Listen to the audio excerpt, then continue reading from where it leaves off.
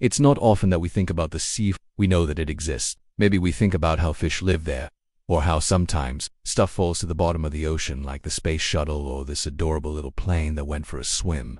I'm talking about salt. In today's episode, we are going underwater to learn about a maritime history of salt. In fact, being able to efficiently harvest salt was such a boon to societies that the first people who figured out how to do it really got to reap the rewards. Another method is to collect brine from stagnant pools of water left behind after a tidal wave retreated and then boil it down. Still, another way was to soak cloth in brine, wrap it around bricks, and let the sun naturally evaporate the water away. The process took a lot of time, especially if you lived far from the coast, and because France didn't have enough salt marshes for all that sodium, they had to import a lot. They looked to their colonial holdings in the Americas and the Caribbean to supply them with salt, especially the island of Nova Scotia, which was actually named by French explorer Samuel de Champlain in 1604, because he thought it looked just like the salt marshes of home. This is why those who did control salt production and distribution had so much power. And those three have different temperatures, salinities, and even colors. That's why you can see this line here on maps called the Halleck Line, which marks the boundary between the Atlantic and Pacific waters off the coast of South America.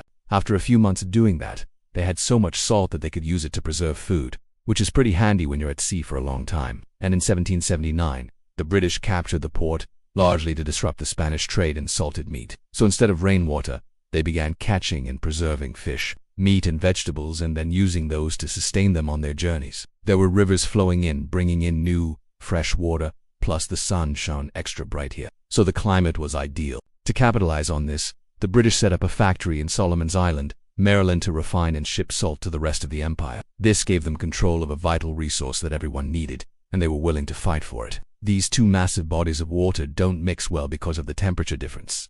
It was dangerous work. At least 8 members of the militia lost their lives during the War of 1812 because of conflicts with people poaching on the marshlands. Enter Josiah Wedgwood, an enslaved man who escaped to the Bahamas in 1830. You see, deep beneath the surface of the earth is a treasure trove of salt left over from ancient inland seas that evaporated millions of years ago. In places like the U.S. state of New York and the Canadian province of New Brunswick, miners literally hand-dig the salt by carving it out with picks and shovels. Other places like the UK's Cheshire region use explosives to blast it open. There, he worked with others to build a small cottage industry making salt from the abundant supply of seaweed in the Bahamas. From those ancient Greek slaves to the folks working in the dark of the salt mines, it's a history full of ups and downs. If you'd like to help us bring maritime history to the whole wide internet, you can get started at our support page. Until next time, I'll see you on the salty seas. They would gather the seaweed, lay it on rocks, then let the sun dry it out. Once it was dry, they burned it and put the ashes in a trough with water. The salty water drained out and was collected in bowls. The cold water from the north flows south along the west coast of the Americas,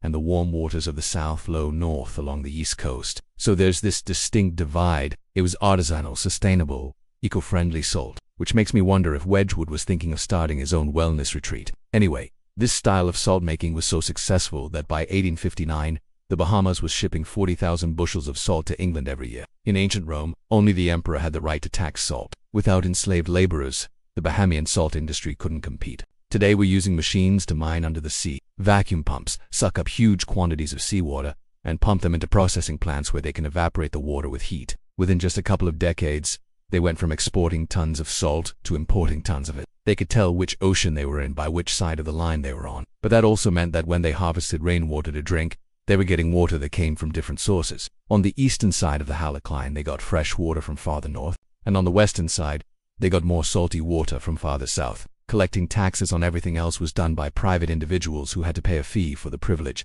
This taxman situation didn't change until the French Revolution, more than 1800 years later. All of these methods required a lot of time, energy, and labor. So salt was a very valuable commodity. Now we're in the early 19th century and we're on the eastern coast of North America. Here, the British have established a salt monopoly. See, Britain had previously gotten their salt from the Mediterranean, but Napoleon had invaded and disrupted that supply chain.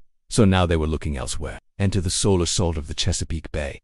One historian described it like this: the first man who, out of curiosity or necessity, tasted salt water. The point is, it's easy to take our access to salt for granted. Slaves were considered disposable commodities, and so it made sense that they would be tasked with the dangerous and difficult work of extracting salt. But as the years dragged on, they began to notice something strange. The waters around the shores of South America had a higher concentration of salt than the water from other places. But as you can imagine, this led to some unrest among the salty Historian Evelyn Seratops wrote, "In the salt mines of coastal Africa, The slaves revolted so frequently that the imperial government was obliged to post military guards at the gates to prevent escape.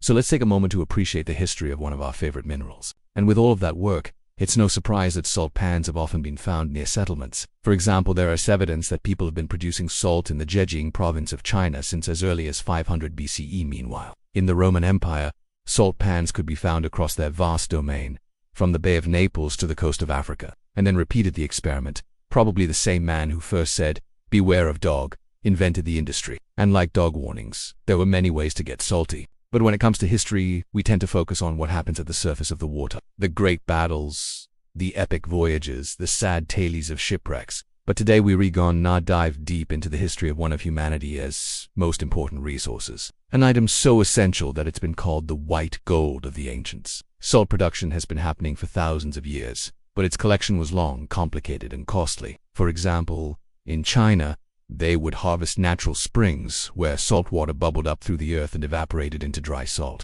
As you can imagine, early societies needed lots of hands to produce enough salt for everyone to use. Even though salt was produced all over the place, it was still hard to get your hands on it. The French actually loved their salt. They consumed 10 times as much per person as we do now. Nowadays, the world is drowning in salt. We consume too much of it, actually, but that's a topic for another day.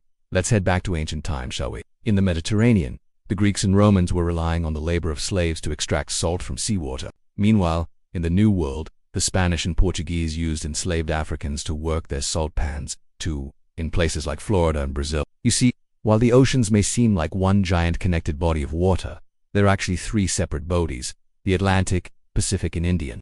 And at one time, this was a problem for sailors. When the sailor on the western side evaporated their rainwater to get rid of the salt and make it drinkable, they were left with more salt than they started with. This became a very lucrative business. In fact, the port city of Cajar in Peru became known as a major center for supplying provisions to ships on the west coast. Okay, fast forward a little bit. The bay was already famous for its oysters, which were renowned from Europe to Asia.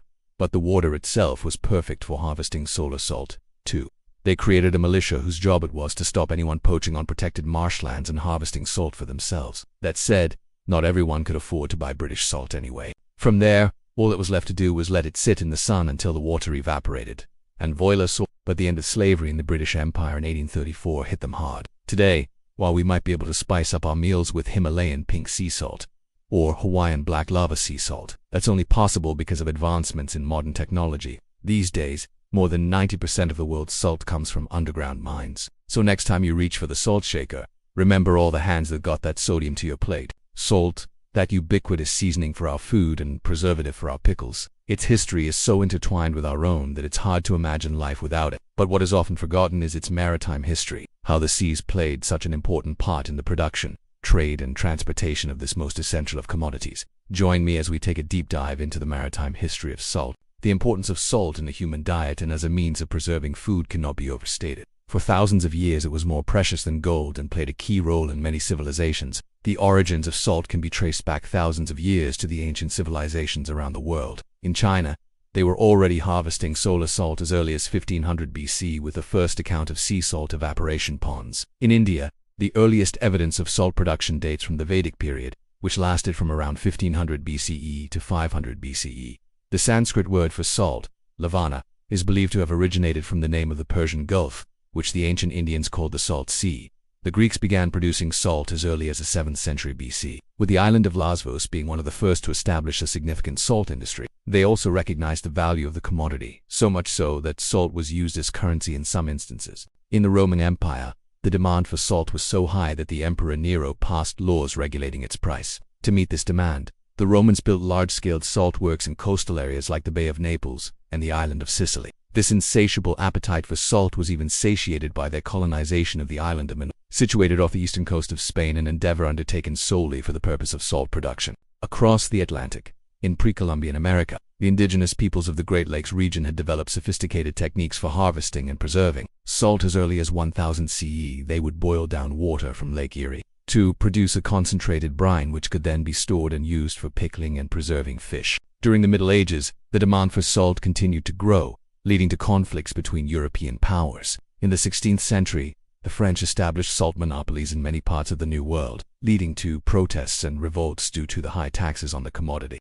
The British, too, had their fair share of struggles with the salt trade. The country's dependence on imported salt led to a shortage during World War I. In response, the British government enacted prohibitive measures known as the Defense of the Realm Regulations, imposing strict controls on the use of salt and increasing its price. These regulations sparked protests, especially among the poor who relied on salt for preserving their meager food supplies. These disturbances culminated in the famous Salt March of 1913, led by Mahatma Gandhi in India. This pivotal moment in Indian history was a direct response to the British government's new salt tax, highlighting the profound impact of the salt trade on global politics and society. Today, China remains the world's largest producer of salt, followed by the United States, India, Canada, and Mexico. With approximately 85% of the world's salt production derived from seawater, the process of harnessing this mineral from the vast expanse of the ocean has fascinated humans for centuries.